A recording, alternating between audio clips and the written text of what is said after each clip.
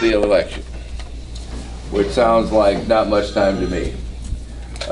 One of the things that we have to do is, of course, Mr. Trump, who is our hope here, our challenger, our white knight, has got to get his feces consolidated, I think.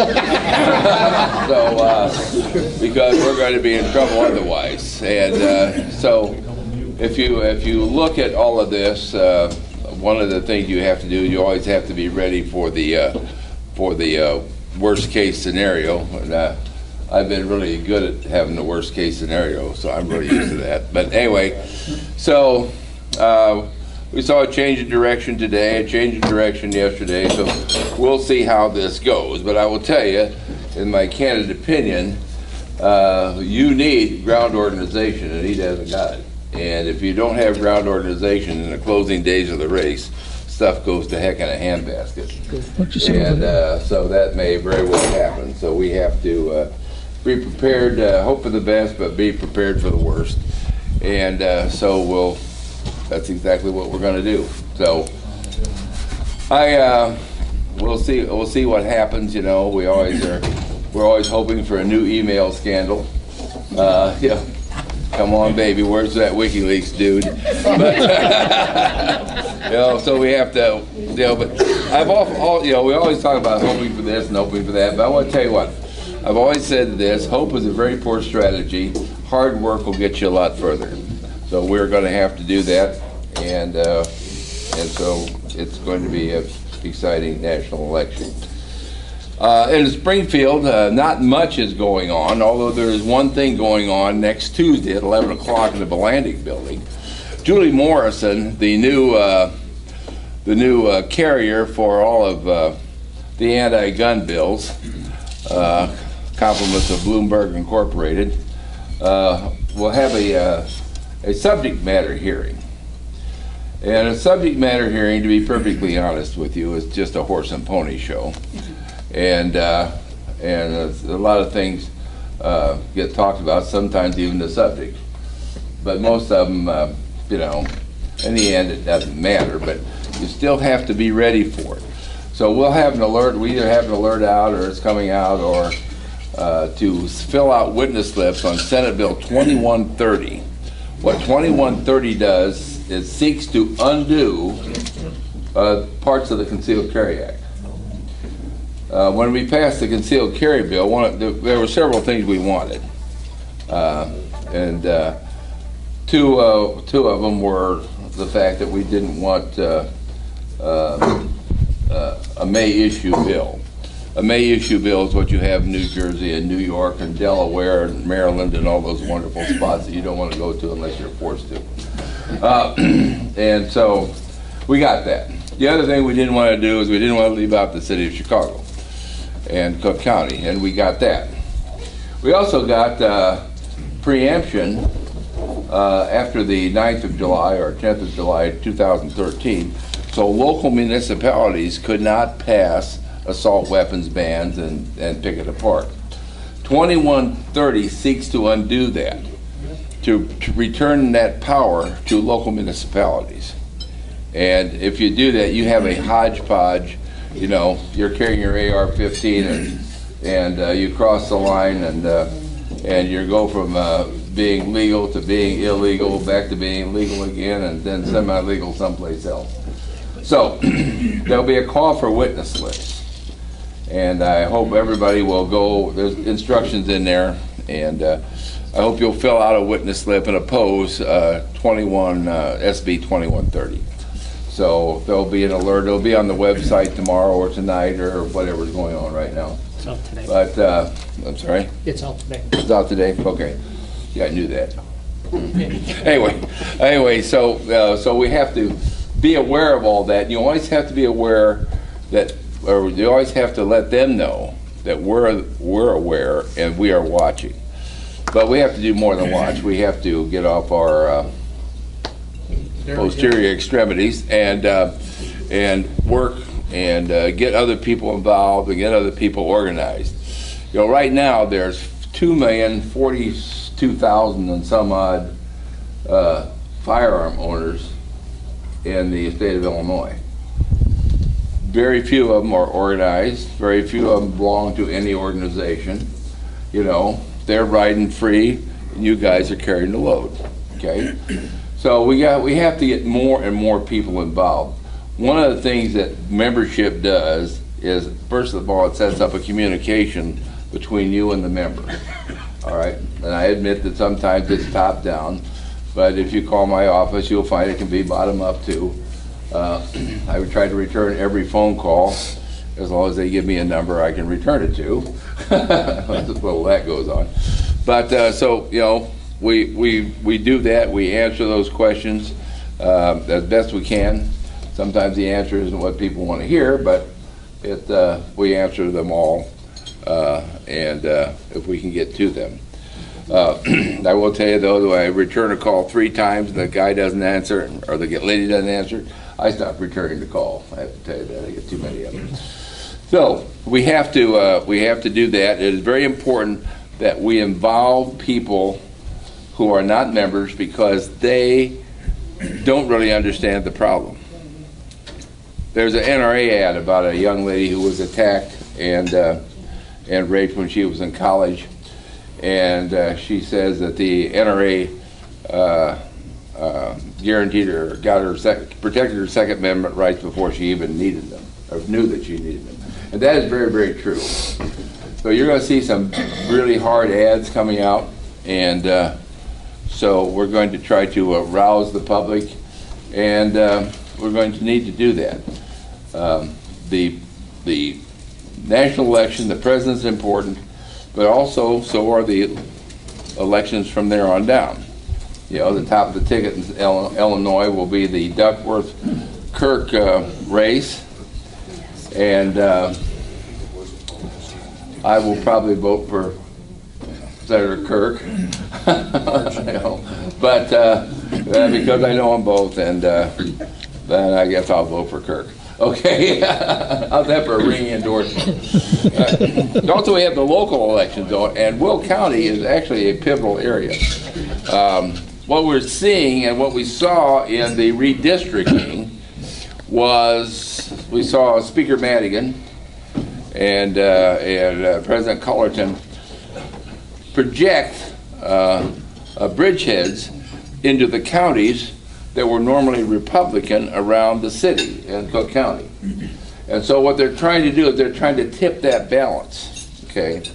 So they'll take an area and it might be 50-50, 49-48, one way or the other, that sort of thing. But they're attempting to tip that balance.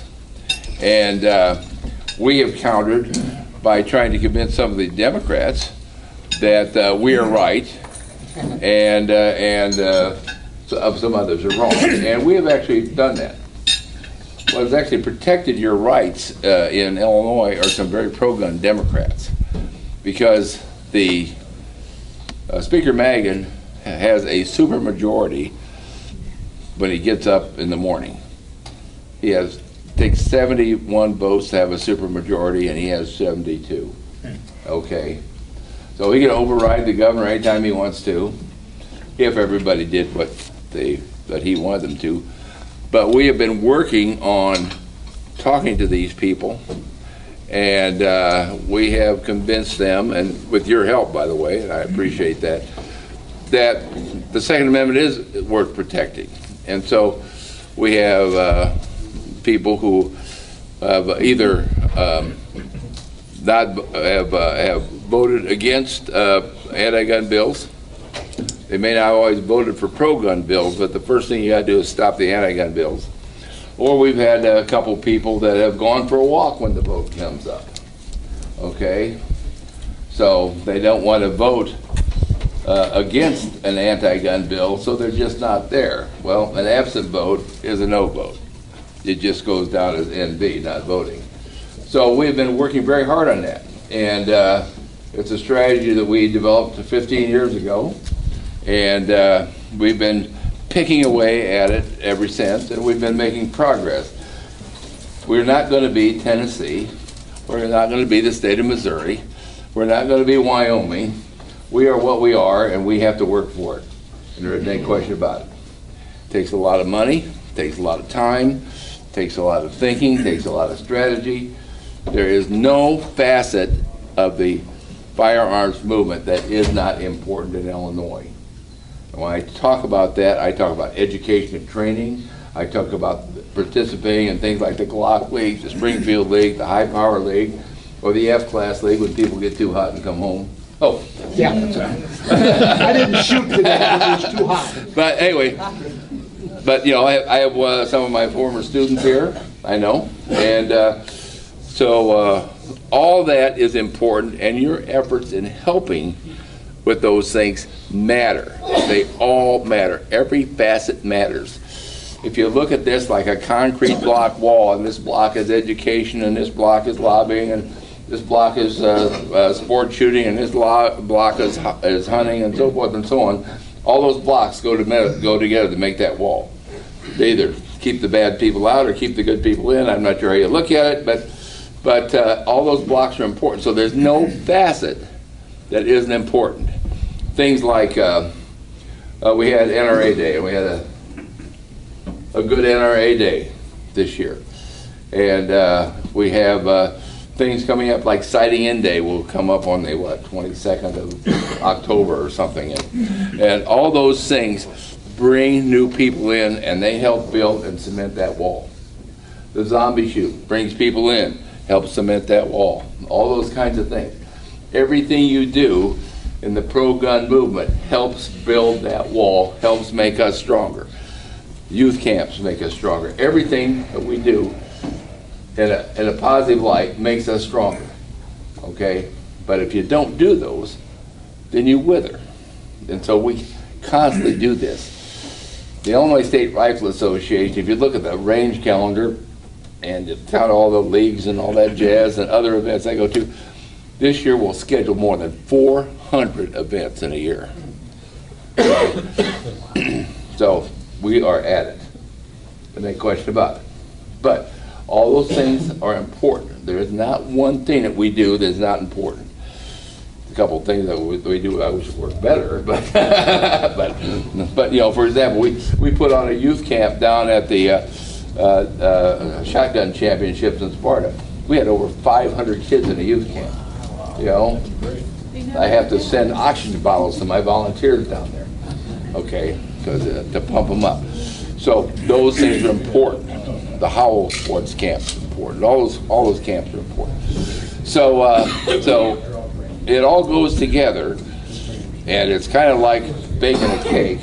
You have all these ingredients separately; they don't mean much. Put them together, and you got a cake, maybe. So unless I bake it, but anyway.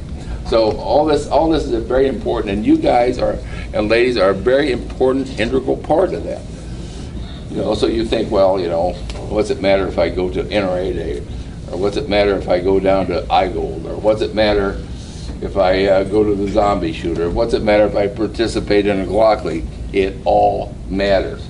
There's nothing that doesn't matter, and the thing that matters most is you. Okay. You matter the most. So we need your help. You'll be getting, I know you look at me and say, here's a son of a bitch that sent me that last fundraiser. But the fact is, it takes a lot of money.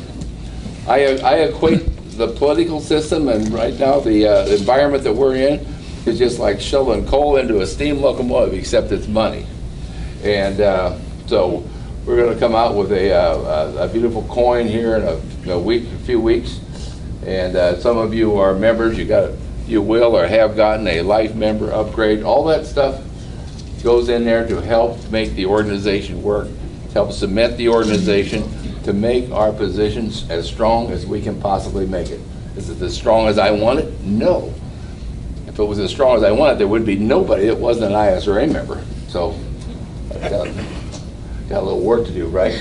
Just a little. But anyway, so everything that we do, everything that you do, all the help you give us, coming to these meetings, bringing other people to these meetings, all of that matters, okay?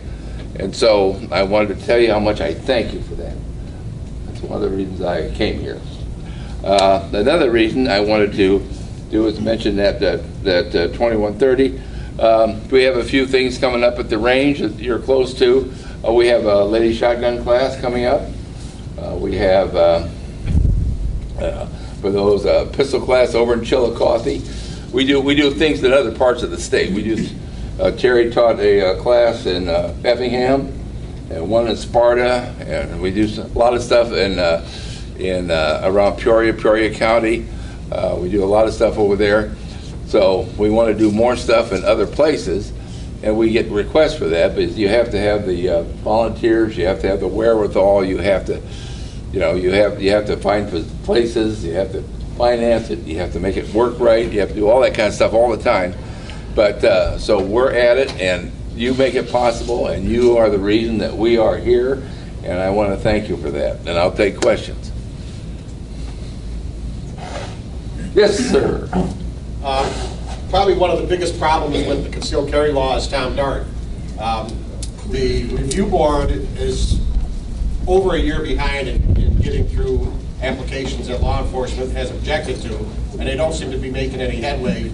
And from what I understand, most of it is because Tom Dart objects to just about every application that comes through his door. Right. Let me explain that real quick. Sure. You might not know. A police department has a right to object to a person's application. All right. And when that law was passed, we were dealing with sheriffs and people from downstate and that sort of thing, and all those were perfectly reasonable people. Then we have Sheriff Dart and his new recruit, the sheriff of Lake County, who I forgot about, but I don't remember his name. But anyway, what happens with Sheriff Dart is if a person had anything come up on his computer screen or whoever he has looking at that, they filed an objection, even if the case was dismissed, mistaken identity. There are some people that shouldn't have a concealed carry permit. I don't have a problem with that. But whatever it was, he would object to it. So we have a review board that's supposed to handle these objections, and right now the review board is rejecting 85% of Tom Dart's objections.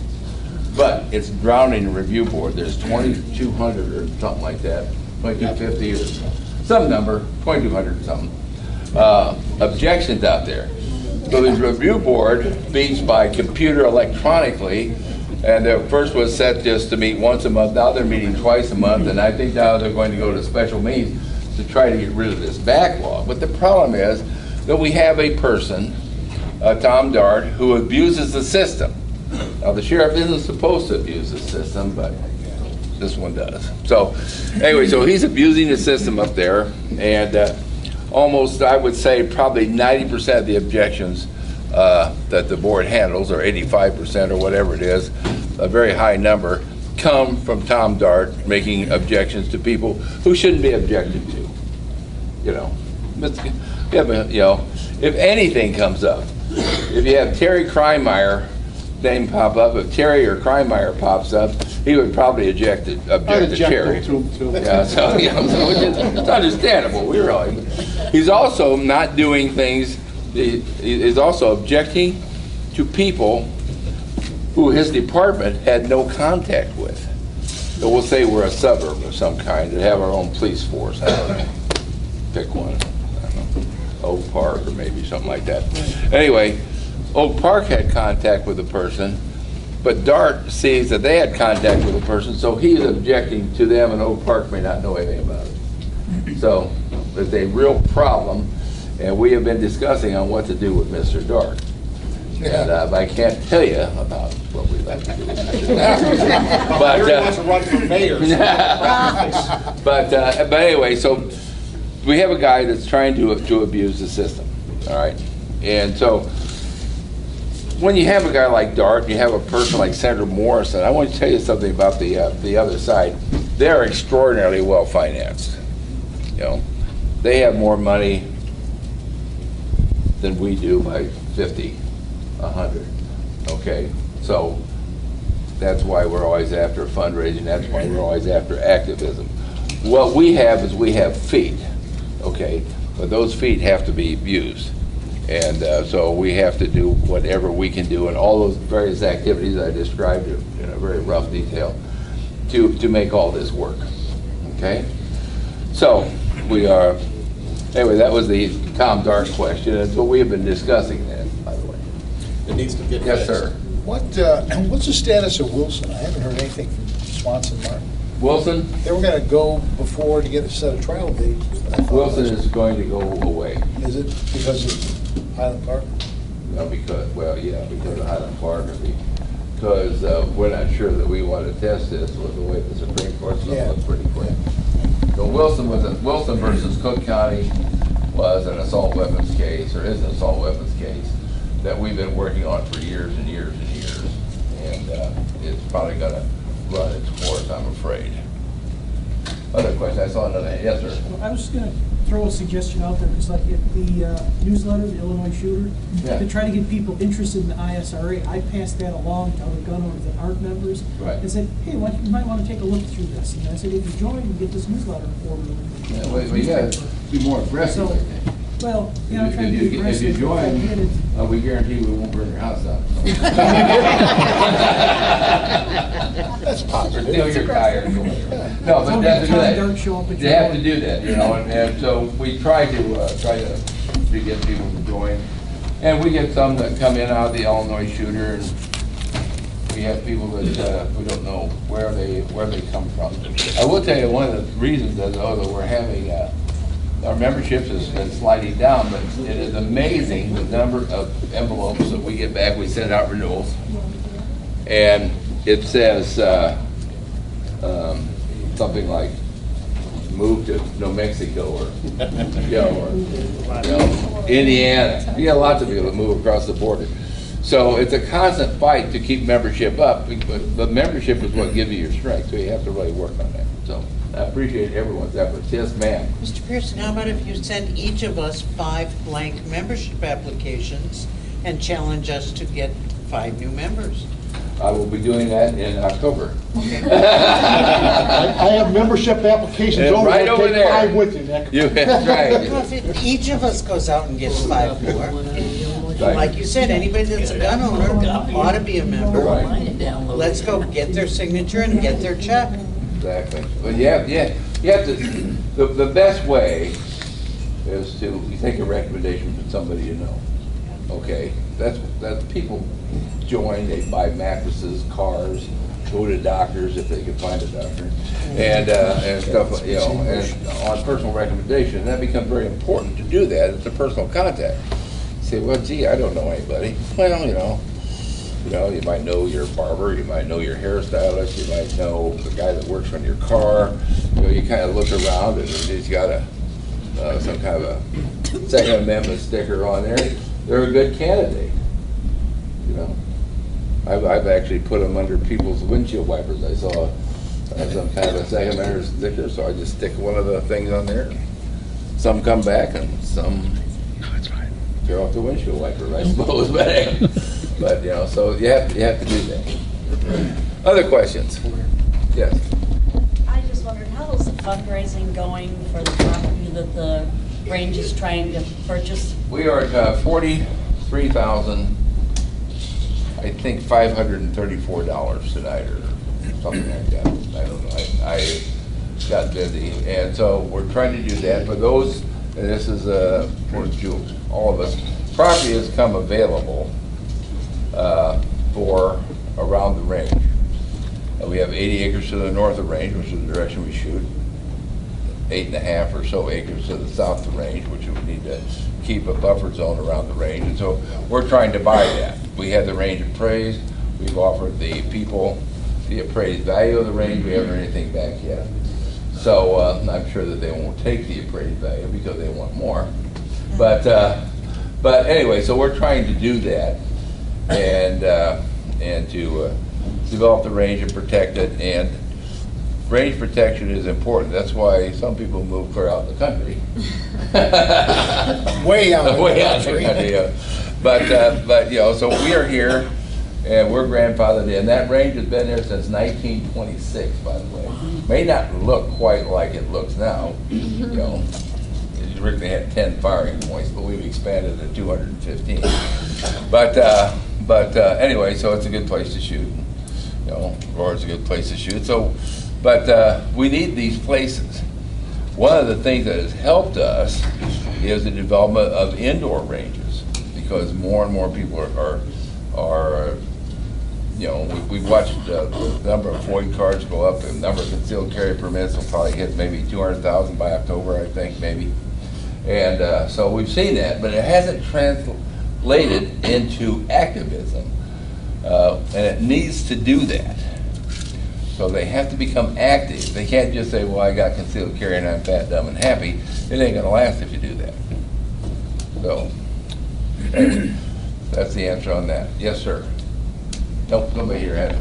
Me. Oh, you? I just wanted to point out that different matches at the range and stuff like that, you do not have to be a range member for. You want to shoot the Glock or the Springfield match, you can shoot that. I'll charge you more if you're not an ISRA member, but if you're ISRA member, and I assume everybody here mostly are ISRA members, you can come down and shoot those matches. Or you can join that day.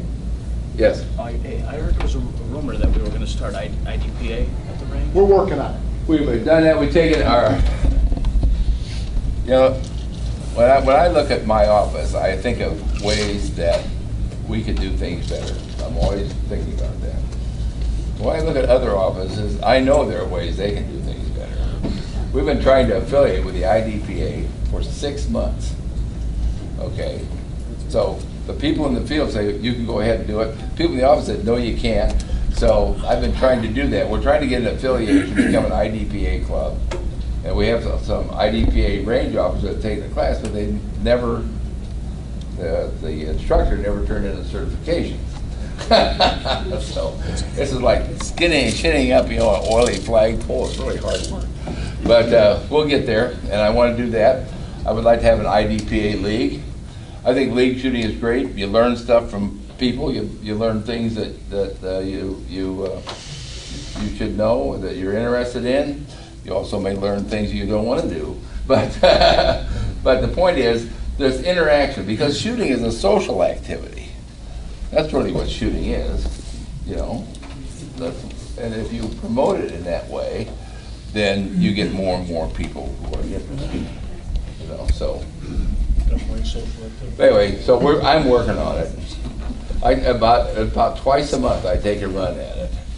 Okay, then I have to go do other things, but anyway, so I want to get it done. I'll talk to you after the meeting. I'll talk to you after the meeting, see if we can help you. You know, get into IDPA. Well, it's getting the IDPA office to move. That's the problem. We know people. I know people. So one of the things that I don't think the office understands, that we're 24,000 members. Not every member is going to be a member of the IDPA. So That's okay. You know, but so I'm the guy that has to sign all the documents, and so, you know. It brings them in, though. Huh? It brings them in. It does. You indeed. Other questions? Curfew's getting close? What? Okay. All right. Well, I want to thank you all for inviting me. I appreciate it very much, and I appreciate you very much. And so, thank you, and I'll be around for a while afterwards. Yes, ma'am. I'd like to say to all the ladies in the room, if you have not taken the ladies' shotgun class, this man is the most incredible teacher. Sign up for it right away. I have to tell you now. All the women on target classes are taught by pretty good instructors. Yep. That's So, true. and when people, when they talk about shotgun, we have shotguns of every shape, size, and description. So a man called and said, I'm not sure my wife can handle a 12 gauge. Well, I'm not sure that she can either. I don't know that she can't, but I know that I have a 28 gauge, I got a 20 gauge, I got all kinds of stuff, I got every kind. Shotguns are fit is very important, and I tell all my ladies that whether it's a handgun, rifle, or shotgun, fit is important, because of it. Guns are like shoes. If they don't fit, they hurt. So we'll get you fixed up. You can take it again. You'll be my remedial student. Now that the stock on my shotgun Yes, sir. is shortened. Something about a coin, developing a coin.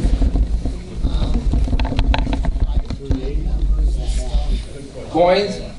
We actually, we're having our 113th anniversary raffle. And so in that, we have 15 guns, and we got all nice stuff in there. We have 113 prizes. And so when you send in your raffle ticket, one raffle ticket costs $25, and I'll sell you as many as you got money for or can get a loan for. But we have a commemorative coin every year. And this year, the coin is going to be the Gadsden snake on the one side of the coin and the ISRA logo on the other side. It's really pretty. I just got it approved the day before yesterday. So it's going to be a very nice coin. It's all enameled. Is it silver? This is actually going to be on a bronze back because it looks better that way. But so, yeah, we had a silver one a few years ago and a gold one and different things. But yeah, I was just wondering, because I saw Wayne Lafayette with the NRA had a coin, commemorative coin, right, for $26. right. Ours is 25. Ours is 25. It's a deal. But anyway, but it's a really nice looking coin, I think. It's got the Gadsden snake in yellow, you know, and we got a red border around it, another, you know, and it says 2003, 2016 on it, and that sort of thing. And every year we've been offering a coin. Some people have collections of those things, and they like them. So, anything else? Thank you so much for inviting me.